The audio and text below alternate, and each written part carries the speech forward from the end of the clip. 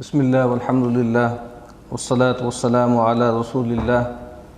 وعلی آلہ وصحبہ ومن والاه. رب اشرح لی صدری ویسر لی امری واحلل عقدۃ من لسانی یفقہوا قولی. اللہم انفعنا بما علمتنا وعلمنا ما ينفعنا وزدنا علما. آمین یا رب العالمین. اس باب کا ہم مطالعہ کر رہے ہیں، اس کا عنوان ہے مسلمانوں کی حرمتوں کی تعظیم کرنا، ان کے حقوق کا بیان اور ان کے ساتھ شفقت اور رحمت کا معاملہ کرنا. پہلی حدیث آج ہمیں پڑھنی ہے، وہ متفق علیہ ہے. ام المؤمنین سیدتنا عائشہ رضی اللہ تعالی عنہا فرماتی ہیں: ان کان رسول اللہ صلی اللہ علیہ وسلم لیدع العمل وهو يحب ان يعمل به خشية ان يعمل به الناس فيفرض عليهم. ام المؤمنین فرماتی ہیں کہ رسول اللہ صلی اللہ علیہ وسلم بعض اوقات کوئی عمل ترک کر دیتے تھے، چھوڑ دیتے تھے، درا حالے کہ آپ کو وہ عمل کرنا محبوب ہوتا تھا، پسند ہوتا تھا، اس اندیشے سے کہ لوگ بھی اس چیز پر عمل کریں گے اور پھر وہ ان پر فرض کر دیا جائے گا. یہ بہت اہم بات ہے. نبی اکرم صلی اللہ علیہ وسلم کے بارے میں قرآن مجید میں جو سورہ توبہ کے آخر میں بھی فرمایا نا کہ حریص علیکم، کہ یہ نبی تمہارے معاملے میں بہت حریص ہیں. بالمؤمنین رؤوف رحیم، اور اہل ایمان کے لیے بہت ہی رافت اور رحمت کا معاملہ کرنے والے. تو یہ بھی نبی اکرم صلی اللہ علیہ وسلم کی اس امت کے ساتھ رحمت اور شفقت کا معاملہ ہے کہ بعض اوقات آپ اپنی ذاتی انکلینیشن کو، اپنی ذاتی خواہش کو، لگاؤ کو ترک کر دیتے تھے اس اندیشے سے کہ آپ کو دیکھ کر آپ کے اسوے اور قدوے کی پیروی لوگ کریں گے، اور پھر کہیں ایسا نہ ہو کہ یا تو یہ ہے کہ وہ اس پہ عمل نہ کر سکیں استمرار کے ساتھ، یا یہ ہے کہ اگر وہ اس پہ عمل کرنا شروع کر دیں تو اللہ تعالیٰ کی طرف سے بھی وہ چیز ان پر فرض نہ کر دی جائے. اس کی بہت سی مثالیں ہیں. رمضان المبارک میں جو قیام اللیل ہے، رات کا جو قیام ہے، اس کی فضیلت غیر معمولی بیان ہوئی. نبی اکرم صلی اللہ علیہ وسلم نے بھی فرمایا کہ من قام رمضان ایمانا واحتسابا غفر له ما تقدم من ذنبه. جو شخص رمضان المبارک کی راتوں میں قیام کرتا ہے ایمان کے ساتھ اور احتساب کے ساتھ، تو اس کے پچھلے تمام صغیرہ گناہ معاف کر دیے جاتے ہیں. تو صحابہ کرام بھی اور نبی اکرم صلی اللہ علیہ وسلم بھی یہ نماز انفرادی طور پہ ادا کیا کرتے تھے. رسول اللہ صلی اللہ علیہ وسلم ایک دن گھر سے باہر تشریف لے آئے، جو آپ کا احاطہ تھا وہاں آپ نے نماز پڑھی رات کے وقت، تہجد کا جو وقت ہوتا ہے. تو آپ کو دیکھ کر آپ کے پیچھے صحابہ کرام نے بھی صفیں باندھ لی. ایک دن یہ معاملہ ہوا، دوسرے دن یہ معاملہ ہوا، تیسرے دن یہ معاملہ ہوا، چوتھے دن پھر صحابہ کرام آئے، لیکن نبی اکرم صلی اللہ علیہ وسلم حجرے سے باہر تشریف نہیں لائے. اور صبح فجر کے بعد آپ نے صحابہ کرام سے کہا کہ مجھ پر مخفی نہیں تھا تمہارا آنا، سنگن لینا، جھانکنا، لیکن میں جانتے بوجھتے باہر نہیں آیا. اور آپ نے فرمایا کہ کیوں نہیں باہر میں آیا؟ خشیۃ ان تفرض علیکم فتعجزوا عنہا. مجھے یہ اندیشہ تھا کہ اگر یہ چیز معمول بن جائے اور ایک اجتماعی عبادت بن جائے اور تم مستقل اس میں شریک ہونے لگو تو کہیں ایسا نہ ہو کہ تم پر یہ فرض کر دیا جائے اور تم پھر اس سے عاجز رہ جاؤ، اس کو کرنے میں کامیاب نہ ہو. تو نبی اکرم صلی اللہ علیہ وسلم نے اس کو پسند نہیں کیا کہ رمضان المبارک کی راتوں میں آخر شب میں آپ اجتماعی طور پر مستقل نماز پڑھائیں لوگوں کو، کیونکہ آپ کو یہ اندیشہ تھا کہ یہ فرض نہ کر دی جائے اور پھر تمہارے لیے اس کو فالو کرنا ممکن نہ رہے. اسی لیے ایک روایت میں الفاظ آتے ہیں کہ رمضان المبارک کے بارے میں کہ جعل اللہ صیامہ فریضۃ وقیام لیلہ تطوعا. اللہ تعالیٰ نے رمضان المبارک کے دن کے روزے کو فرض کیا ہے اور رات کے قیام کو تطوع پر رکھا ہے، آزاد مرضی پر، نفل کے درجے میں رکھا ہے. تو یہاں پر آپ دیکھیے جو سیدہ فرماتی ہیں کہ بعض اوقات آپ کوئی عمل کرتے تھے اور آپ چاہتے تھے کہ اس عمل کو جاری رکھیں، لیکن لوگوں کا خیال کر کے آپ اپنی ذاتی انکلینیشن کو چھوڑ دیتے تھے۔ پچھلی مرتبہ ہم نے وہ روایت بھی پڑھی تھی کہ نبی اکرم صلی اللہ علیہ وسلم نے فرمایا کہ بعض اوقات میں نماز شروع کرتا ہوں، نماز پڑھانا شروع کرتا ہوں، اس میں جہری قرات ہوتی ہے، اور میں چاہتا ہوں کہ میں کوئی سورت پڑھوں اور مکمل کروں، اس کو لمبی سورت پڑھوں، لمبی قرات کروں، لیکن پھر مجھے شیر خوار بچوں کے رونے کی آواز آتی ہے، اور اس اندیشے سے کہ یہ بات ان کی ماؤں کے لیے تکلیف کا باعث بنے گی، میں اپنی نماز کو مختصر کر دیتا ہوں، میں اپنی قرات کو مختصر کر دیتا ہوں۔ ایک اور معاملہ نبی اکرم صلی اللہ علیہ وسلم کے بارے میں ہم یہ کہہ سکتے ہیں کہ دو چیزیں زندگی میں ان کے لیے محبوب ترین تھیں۔ ایک یہ نماز، جس کی ہم نے ابھی مثال دیکھ لی، رسول اللہ صلی اللہ علیہ وسلم فرماتے تھے کہ قرۃ عینی فی الصلاۃ، میری آنکھوں کی ٹھنڈک جو ہے وہ تو نماز میں رکھی گئی۔ اور دوسری چیز جو آپ صلی اللہ علیہ وسلم کو انتہائی محبوب تھی، وہ اللہ کے راستے میں قتال کرنا ہے، اور اس قتال کے نتیجے میں اللہ کی راہ میں مارا جانا ہے۔ خود نبی اکرم صلی اللہ علیہ وسلم نے فرمایا لَوَدِدْتُ أَنْ أُقْتَلَ فِي سَبِيلِ اللَّهِ، میری یہ شدید خواہش ہے، یہ چاہت ہے کہ میں اللہ کی راہ میں مارا جاؤں، ثم احیا، پھر مجھے زندہ کیا جائے، ثم اقتل، پھر مجھے قتل کیا جائے، ثم احیا، پھر مجھے زندہ کیا جائے، ثم اقتل، پھر مجھے قتل کیا جائے۔ اور انہی روایتوں کی شروع میں، جس روایت کے آخر میں نبی اکرم صلی اللہ علیہ وسلم کی یہ شدید ترین خواہش بیان ہوئی ہے، اسی کے شروع میں یہ بخاری میں بھی روایتیں ہیں، مسلم میں بھی روایتیں ہیں۔ جو روایت میں آپ کے سامنے پڑھ رہا ہوں یہ صحیح مسلم میں ہے۔ نبی اکرم صلی اللہ علیہ وسلم نے فرمایا کہ وَلَوْلَا أَن يَشُقَّ عَلَى الْمُسْلِمِينَ مَا قَعَدْتُ خِلَافَ سَرِيَّةٍ، اگر یہ بات مسلمانوں پر بار نہ ہوتی، مسلمانوں پر بھاری نہ ہوتی، مسلمانوں کے لیے مشکل کا باعث نہ بنتی، تو میں کبھی بھی کسی جنگی مہم میں پیچھے نہ رہتا۔ ہمیشہ کوئی بھی آپ ایکسپیڈیشن بھیجتے، کوئی بھی جو ہے جنگی مہم بھیجتے، تو کہا کہ اگر اس میں لوگوں کے لیے پریشانی اور دقت کا معاملہ نہ ہوتا تو میں کبھی پیچھے نہ رہتا، ہر جنگی مہم میں خود شریک ہوتا، خود جاتا۔ اب اس میں دقت کیا ہے؟ فرمایا کہ تغزو فی سبیل اللہ ابدا، میں ہمیشہ اللہ کی راہ میں جنگ کرتا، کسی بھی جنگ میں، کسی بھی جنگی مہم میں، ایکسپیڈیشن میں پیچھے نہ رہتا۔ لیکن مسئلہ کیا ہے؟ وَلَكِنْ لَا أَجِدُ سَاعَةً فَأَحْمِلَهُمْ وَلَا يَجِدُونَ سَاعَةً، لیکن مسئلہ یہ ہے کہ میرے پاس اتنی وسعت نہیں ہے، اتنی استطاعت نہیں ہے کہ اگر تمام مسلمان جانا چاہیں جو لڑنے کے قابل ہیں جنگ میں، تو ان سب کو میں سواری فراہم کر سکوں۔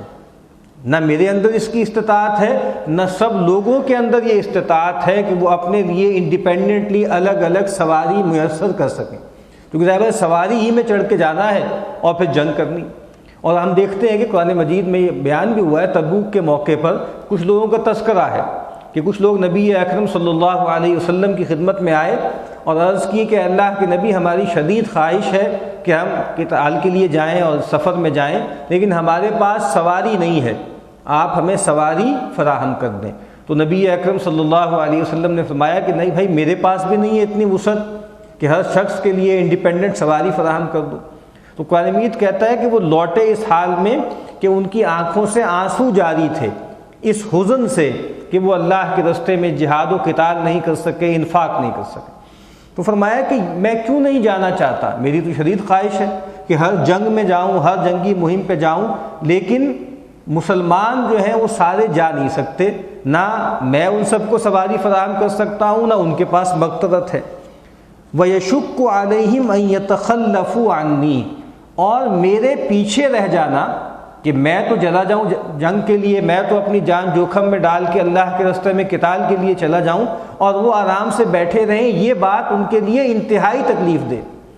یعنی یہ بات کہ رسول اللہ چلے گئے اللہ کے راستے میں قتال کے لیے، ہم پیچھے بیٹھے رہے، یہ بات کہتے ہیں کہ مسلمانوں کے لیے ناقابل برداشت ہو جاتی، اور جا وہ اس وجہ سے نہ پاتے، لاجسٹکس کا مسئلہ ہے، سامان نہیں ہے، اور جو ہے کمیوٹ کرنے کے لیے سواری نہیں۔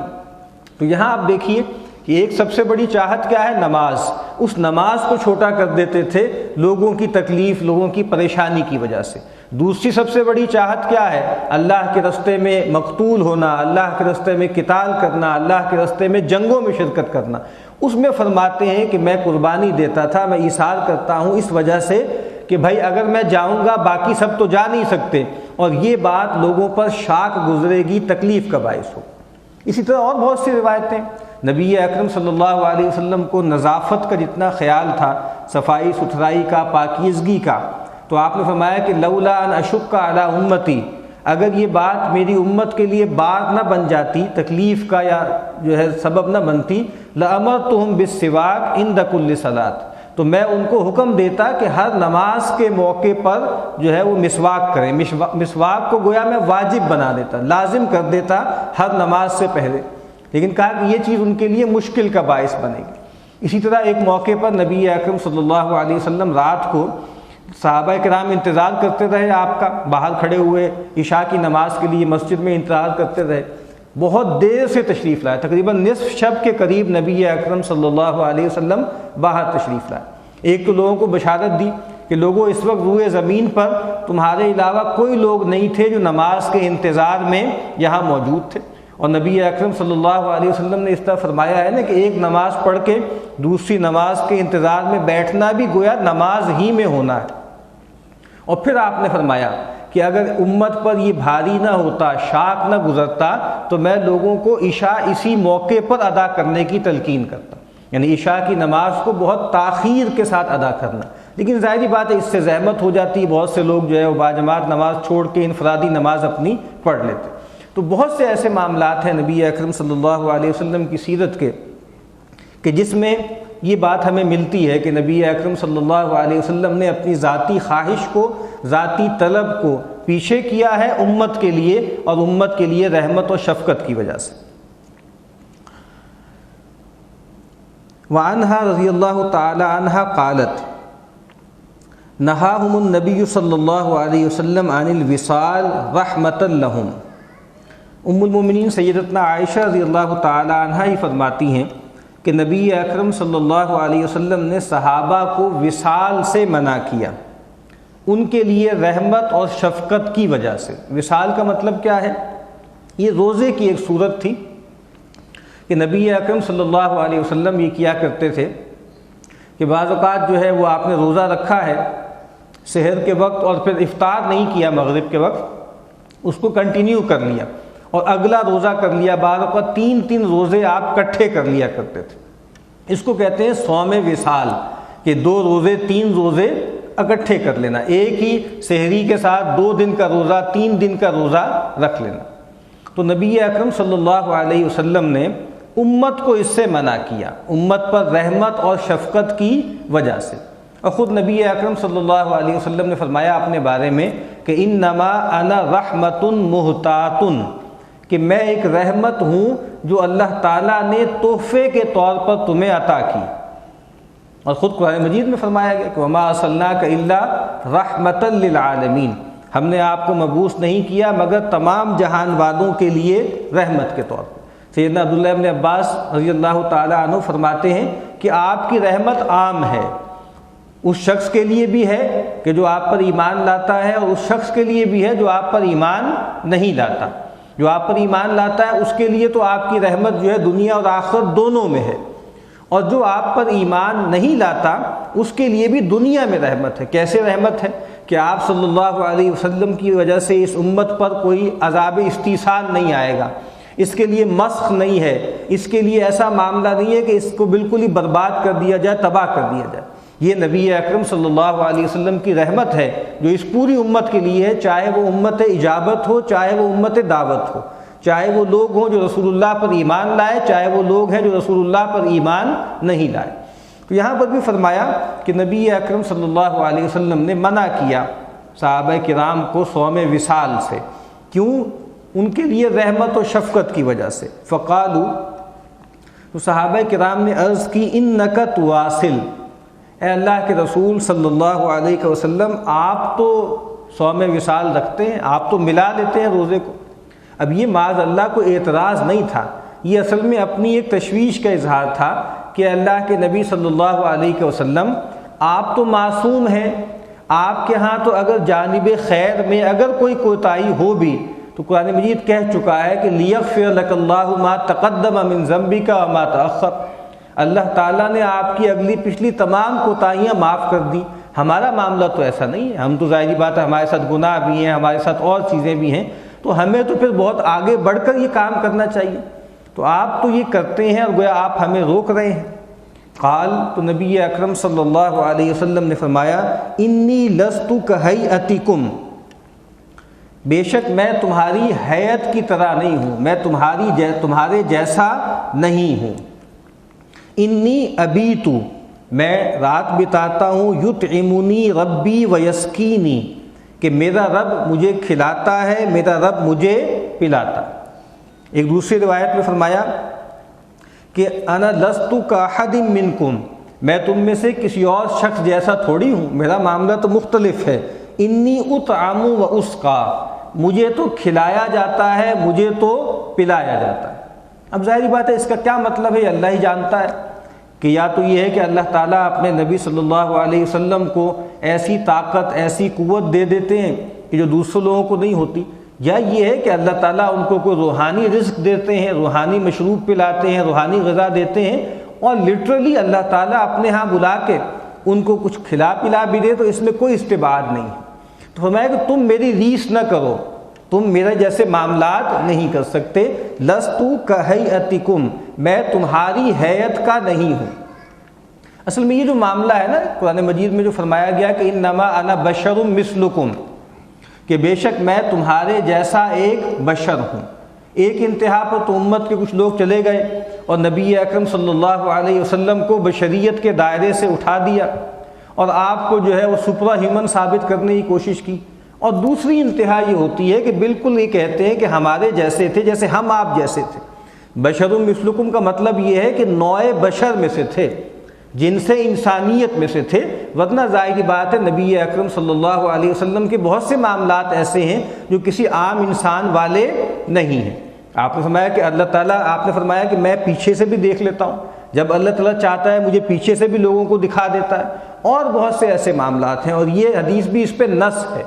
کہ بالکل ایک جیسا سمجھ لینا کہ اپنے فزیکل سٹرکچر میں، اپنی فزیکل باڈی میں بھی نبی اکرم صلی اللہ علیہ وسلم بالکل عام انسانوں جیسے تھے، یہ ایک غلطی کی بات ہے۔ نبی اکرم صلی اللہ علیہ وسلم کے بارے میں آتا ہے کہ صحابہ کہتے ہیں، سیدنا انس کہتے ہیں کہ میں نے ریشم اور اطلس کوئی ایسا نہیں چھوا جو رسول اللہ صلی اللہ علیہ وسلم کے ہاتھ جیسا نرم ہو،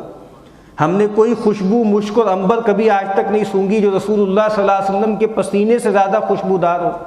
تو یہ معاملات خاص ہیں نبی اکرم صلی اللہ علیہ وسلم کے بارے میں۔ یہ خیال کر لینا کہ ہمارے جیسے تھے، کہ مطلب یہ تھا کہ بالکل فزیکلی ہمارے جیسے تھے، یہ غلط بات ہے۔ بشر مثلکم کا مطلب یہ ہے کہ نوع انسانی میں سے تھے، سپرا ہیومن نہیں تھے۔ چونکہ انسانوں کے لیے اسوہ بننا ہے تو انسانوں کے لیے اسوہ انسانوں ہی کی نوع کا ایک آدمی ہو سکتا ہے۔ تو یہ روایت بھی نبی اکرم صلی اللہ علیہ وسلم فرما رہے ہیں کہ دیکھو اس معاملے میں میری ریس کرنے کی کوشش نہ کرو، تمہارے اندر وہ صلاحیت نہیں ہے، تمہارے اندر وہ استعداد نہیں ہے، اگر تم یہ کام کرنے لگو گے تو اضمحلال کا شکار ہو جاؤ گے، فینٹ ہو جاؤ گے، ہو سکتا ہے جان ہی تمہاری چلی جائے۔ تو نبی اکرم صلی اللہ علیہ وسلم نے اپنی امت کے لیے رحمت و شفقت کے سبب سے ان کو صوم وصال سے روکا، حالانکہ خود نبی اکرم صلی اللہ علیہ وسلم یہ معاملہ کیا کرتے تھے۔ دعا ہے کہ اللہ تعالیٰ ہمیں نبی اکرم صلی اللہ علیہ وسلم کے فرامین کو سمجھنے، اس پر عمل کرنے کی توفیق عطا فرمائے۔